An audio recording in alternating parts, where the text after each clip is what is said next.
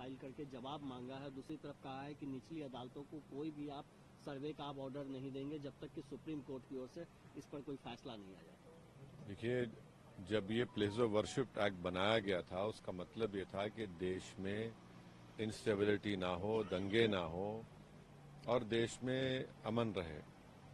अब हम जो देख रहे हैं, खासतौर से संभल में जो हुआ, जिसमें एक ही दिन में केस फाइल हो गया और 1.5 घंटे के अंदर ऑर्डर भी मिल गया, सर्वे हो गया, फिर दूसरा सर्वे हुआ, उसके नतीजे में हम देखते हैं कि हिंसा हुई और 5 बेकसूर मुसलमानों की वहां पर पुलिस के जरिए हत्या कर दी गई फायरिंग में।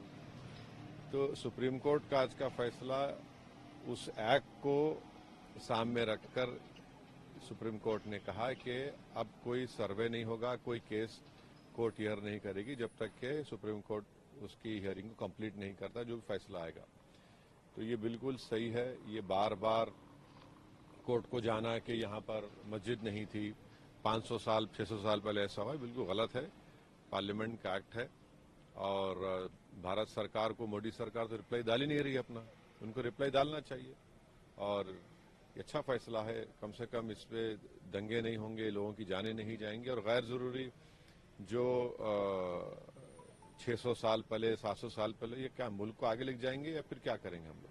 संभल हो, अजमेर हो, ज्ञानवापी हो, आपको लगता है कि इस पर विराम लग जाएगा? अब तो सुप्रीम कोर्ट का तो ऑर्डर है, तो जाहिर है लोअर कोर्ट्स को सुनना पड़ेगा। अभी वन नेशन वन इलेक्शन को लेकर कैबिनेट ने मंजूरी दे दी है, जल्द ही बिल के रूप में सामने। देखिए, जब जिस कमेटी के सामने ये लाया गया था, कोविंद हमारे एक्स प्रेसिडेंट थे, उसके सामने हम जाकर हमारी पार्टी तरफ से दिए कि हम वन नेशन इलेक्शन के खिलाफ हैं। इसलिए खिलाफ हैं कि ये भारत के फेडरलिज्म के खिलाफ है, जो बेसिक स्ट्रक्चर का हिस्सा है। और स्टेट्स जो है ना, वो कोई पोटेंटेट्स नहीं है। एक स्टेट एक अलहदा बाज़ाब्ता इंडिपेंडेंट यूनिट है।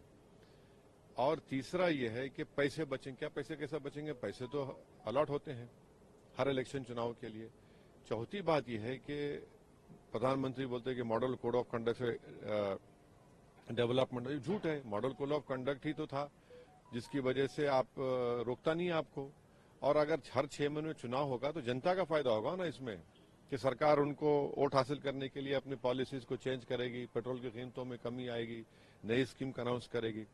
तो ये जो वन नेशन इलेक्शन है, ये हमारे संविधान के बेसिक स्ट्रक्चर के खिलाफ है, फेडरलिज्म के खिलाफ है।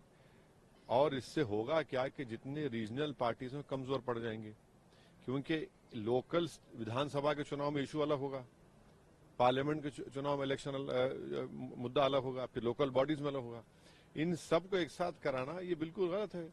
और फिर ये बात बताइए, अगर कोई स्टेट में गवर्नमेंट गिर जाती है, डिसोल्यूशन हो जाता है, आप कौन होते बोलने के लिए कि भाई वो सिर्फ 3 साल रहेगी या 2 साल रहेगी? कोई भी सरकार 3-2 साल में काम कर पाएगी? ये तो जनता का राइट है कि उसको पूरा टेन्योर मिले और फिर वो काम करके दिखाए। तो ये हर एतबार से ये गलत फैसला है। ये सिर्फ और सिर्फ नेशनल पार्टी बीजेपी चाहती है कि कभी लोकल इश्यूज ना बने और एक बहाना बना रही है, पैसे बच जाएंगे, इकोनॉमी का फायदा होगा। ऐसा कुछ नहीं है। सिर्फ और सिर्फ ये रीजनल पार्टीज को और अपने अथॉरिटेरियन रूल को जारी रखने के लिए ये फैसला लिया गया है।